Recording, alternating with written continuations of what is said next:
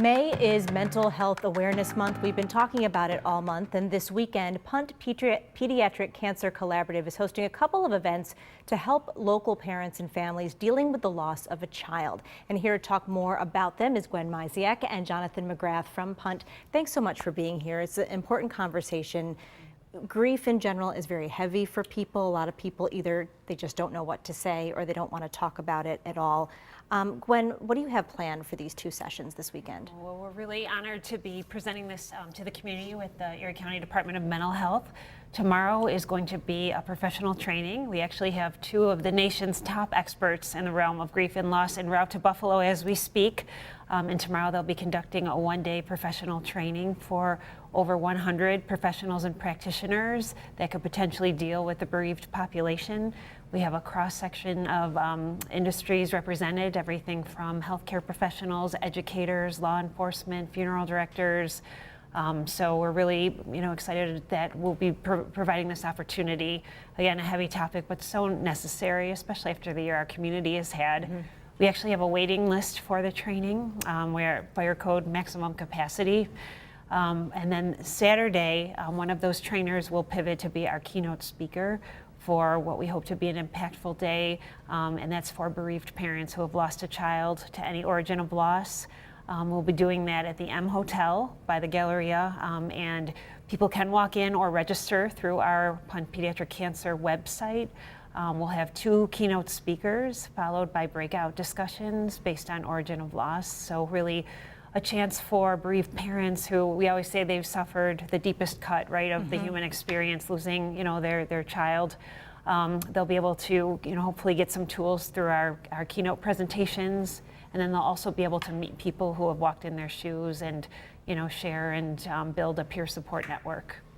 John, you're one of those people, I for am. sure. Yeah, unfortunately. And we're sorry for your loss. Yeah, thank you. What is something that you think people really need to understand, or how to be supportive and be helpful? Yeah, I think for me, first of all, as a bereaved parent, just the peer support that I've gained through my experience has been super valuable. I've met so many good people who have unfortunately walked the same shoes that I am. I think that, as Gwen said, these are difficult conversations to have. This is a difficult topic, but I think in one of the worst things happening, it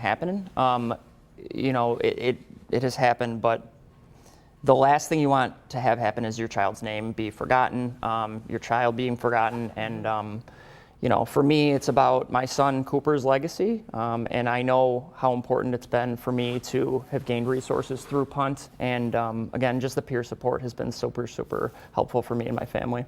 Are there things that, in terms of reaching out, when people, they just don't know what to say and they don't know what to do. Do you have some perspective there as maybe what can help people? I think sometimes you might run into somebody who's going through this that's not having the best day, and just knowing that's okay, even just sitting with somebody in a presence, I can tell you that's been valuable, because going through it, it's never easy, and it's not easy on a day-to-day basis, but just having people sit next to you and be by you, that's been really important for us. So. I think that's an important point, even just being there, you don't have to say anything necessarily. Where can people find more resources to help them out? Yeah, so on our website, again, pediatriccancer.org, we do have some resources on our Ultimate Compassion page. We've been doing bereavement work for a solid decade to our own population. But through some of the revenue that was raised when Dawson Knox, our tight end's brother, passed away, we really wanted to kind of step up and fill what we saw as a need in the community and kind of scale up what we've done for our own population in the hope that we could help and impact more people. So that's part of why, this was all kind of born. But if you go to our website, again, you can still register. I just want to say, I know a lot of families, and people we've talked to, they're intimidated. It's nerve-wracking. What's this going to be like? And I've been saying, you can even just come and just listen.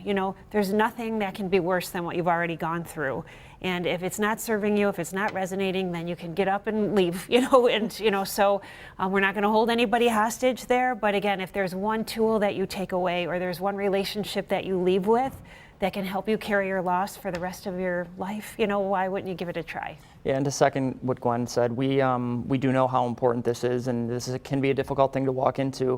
We've screened some really amazing facilitators that we have for the afternoon breakout sessions based on origin of loss. So, hopefully that is another level that kind of decreases, eliminates some intimidation of coming. So. Well, our community is very lucky to have you both, and thank you both for coming on and chatting Yeah. with us. We appreciate it.